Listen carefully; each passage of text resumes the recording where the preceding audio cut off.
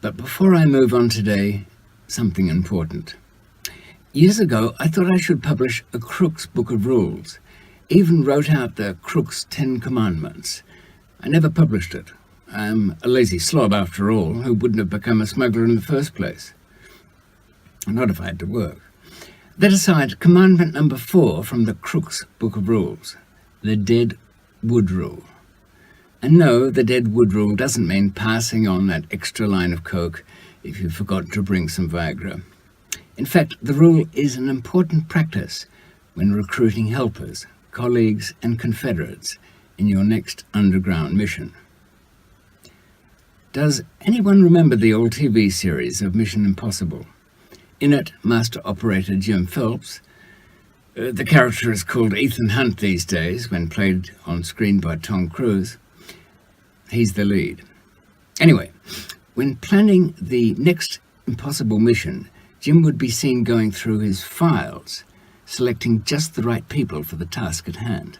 The right technicians, the perfect actors, the best drivers, safecrackers, explosive experts, whatever the job demanded. But he would not bring anyone to the crew who was not needed. No one would be given a job unless they had the skills, and the scam would not be done by others in the team. In other words, no dead wood on the crew. This might sound perfectly straightforward, yet in practice it almost never is. How often have you been brought onto a team to find there are unnecessary people on board? This could be a heist, this could be a smuggling operation, or even a new legit venture. You look around to see 3 skilled and experienced people surrounded by half a dozen nitwits. So you ask why, and this is what you're told. Well, that's Bob, Ernie's best friend. He's always in on everything. Or Frank, he's always been good luck. Every time a job goes down without Frank, it goes tits up. Everyone's busted. Or Arnold. Arnold is Bob's cousin. He's out of work, so we're trying to get him sorted. Or again, Mickey's here because he knows some heavyweight dudes. If anything goes wrong, Mickey will know who to get.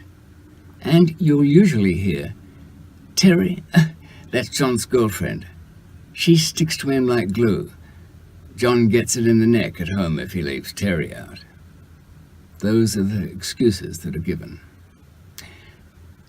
Now, bear in mind that for every extra person, there's yet another chance that person will talk to somebody carelessly or drop stupid hints to family that he'll be coming into some money sometime soon.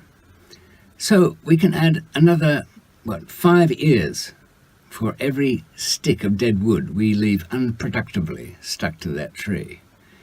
And of course, all those people want a cut of the pie if everything works out. But it is not likely to work out. Why? Look at the dead wood carefully.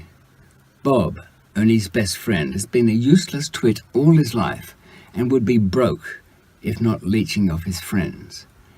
Lucky Frank, without whom every job seems to go bad. Really? Well, if Frank's not invited on the job, he usually knows anyway. In fits of resentment, he runs all over town until everyone, including the police, know of the job. That's why jobs without Frank go bad. Or maybe he doesn't run around town. He just picks up the phone. Then there's Cousin Arnold, who can't hold a job. And why is that? Arnold is an idiot. And Mickey, the guy who knows all those hard men if needed. Mickey is really no more than a parasite and an extortionist. The gang are secretly fearful that if Mickey is left out, those hard men will turn up for their cut anyway. It's fear that keeps Nicky in, not need. Odds are there are no hard men behind Mickey, and you'd have to ask yourself why those heavyweight dudes never call him on any job. They're ghosts, just Mickey talk. I have to admit, in my young days, I didn't obey the Deadwood rule every time. felt sorry for someone who needed work, and paid for it dearly each time. So cut away the dead wood from your life.